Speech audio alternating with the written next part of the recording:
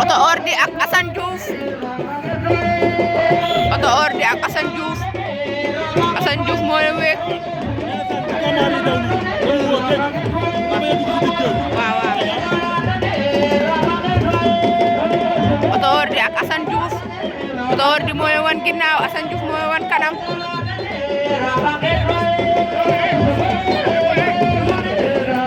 Oto Ordi ak Assane Diouf Oto Ordi ak Assane Diouf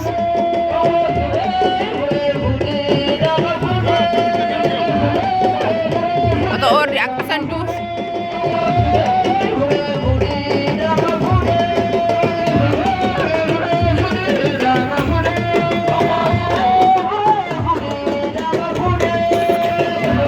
Oto Ordi ak Assane Diouf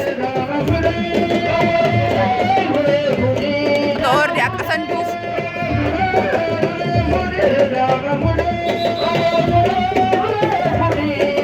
Oto Ordi ak Assane Diouf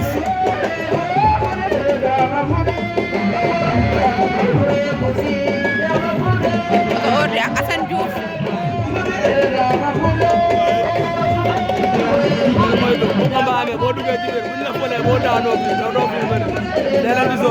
waaw Oto Ordi ak Assane Diouf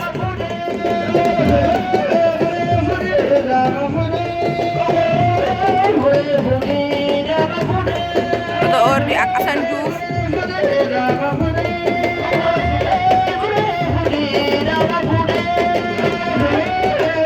Oto Ordi ak Assane Diouf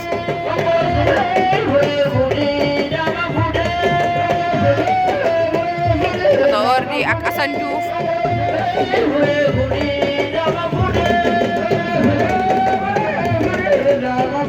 Oto Ordi ak Assane Diouf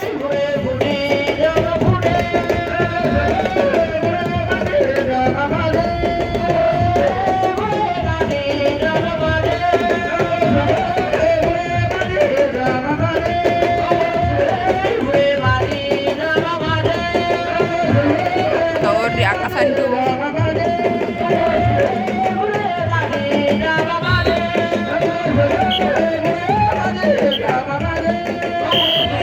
Yolen kule ka avertissement Oto Ordi ak Assane Diouf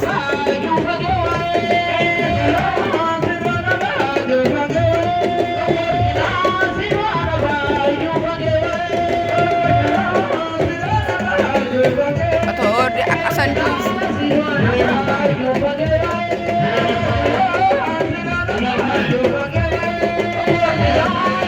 Oto Ordi ak Assane Diouf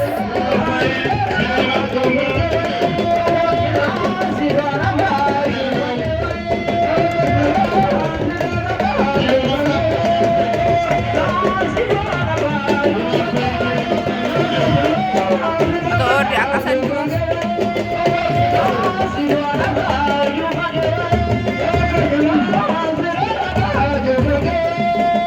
Oto Ordi ak Assane Diouf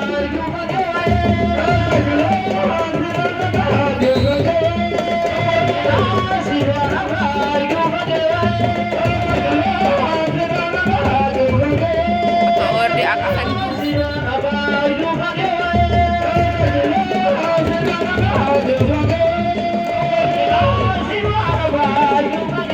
Oto Ordi ak Assane Diouf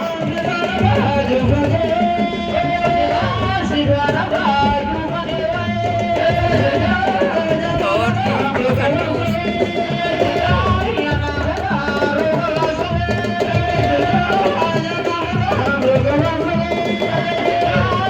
Oto Ordi ak Assane Diouf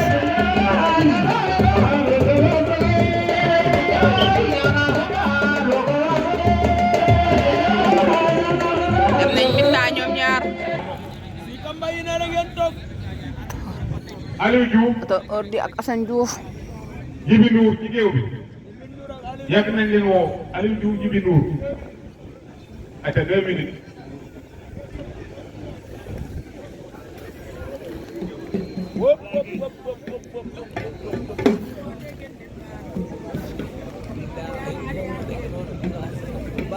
dégg nga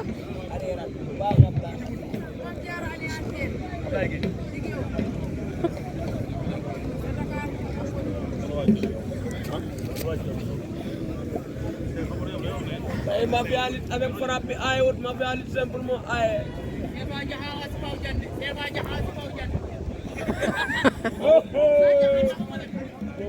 Seba si Bawjan Seba Jaxaw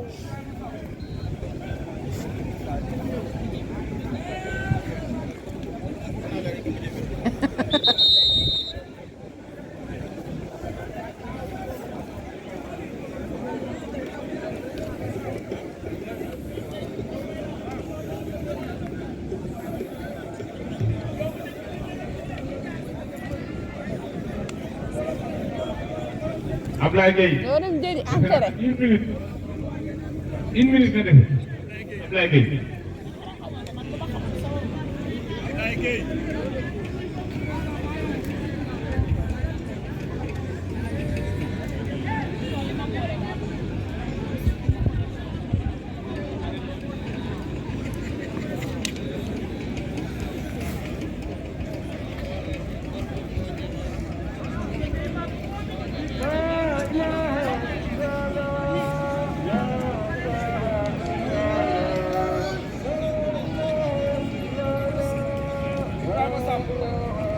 Birema Samb une minute nga dese Birema Samb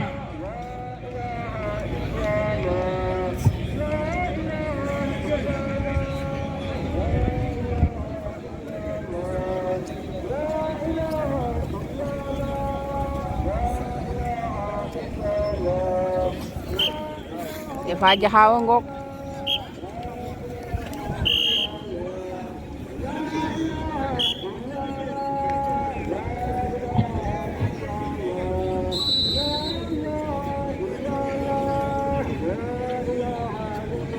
ba léegi nii dara amagul. ña ngi waaj a génne saaku yi. Assane Diouf génne na saaku yi. seen combat bi. Ablaye Gueye sa temps bi jeex na. ay waay bu leen def lool. Ablaye Gueye sa temps bi jeex na. arbitre appliqué na. minuit bi la ñuy niiwal.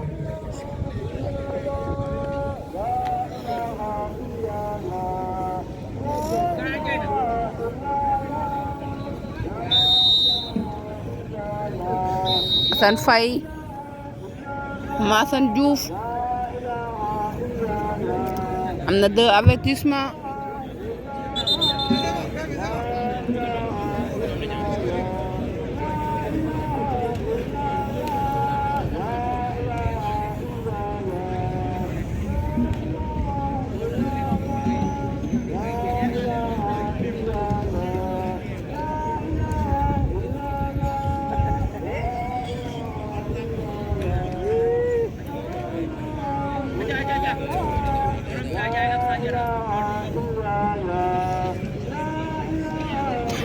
Birema Gueye baare nañ la temps bi jeex na arbitre appliqué na jëm ci kanam. Ablaye Ndiaye Fey Saliou Gueye Serigne Mamadou Tine ci géew bi bu sa temps jeex rek ñu baare la lamb dafa am heure.